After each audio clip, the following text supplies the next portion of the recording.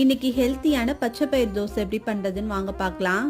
ஒரு பாத்திரத்துல 2 கப் பச்சை பயிர், அதுக்கு 1/4 கப் உளுந்து, 1/4 கப் அவல் சேர்த்து இது மூணுத்தையும் நல்லா வாஷ் பண்ணி எடுத்துக்கோங்க. வாஷ் பண்ணிட்டு இது கூட 1 டேபிள் ஸ்பூன் வெந்தயம் சேர்த்து 8 மணி நேரம் நல்லா ஊற வச்சிருங்க. 8 மணி நேரம் கழிச்சு ஓப்பன் பண்ணி பார்த்தா இந்த மாதிரி தான் இருக்கும். நம்ம சேர்த்த தண்ணி எதுவுமே இருக்காது. இதை அப்படியே ஒரு மிக்ஸி ஜாருக்கு மாற்றி இது கூட ஒரு பெரிய வெங்காயம், 2 பச்சை மிளகாய், 1 டேபிள் ஸ்பூன் சீரகம் சேர்த்து மாவை கொஞ்சம் கொஞ்சமாக அரைச்சிக்கோங்க. அரைச்ச மாவு கூட 1 டேபிள் ஸ்பூன் உப்பு சேர்த்து இதை அப்படியே ஒரு 3 மணி நேரத்துக்கு புளிக்க வச்சுருங்க.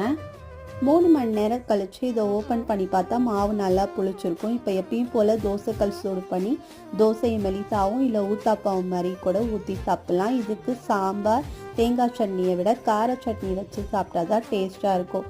சூப்பரான ஹெல்த்தியான பச்சை பயிர் தோசை ரெடி. ட்ரை பண்ணி பார்த்துட்டு எப்படி இருக்குன்னு கமெண்ட் பாக்ஸில் கமெண்ட்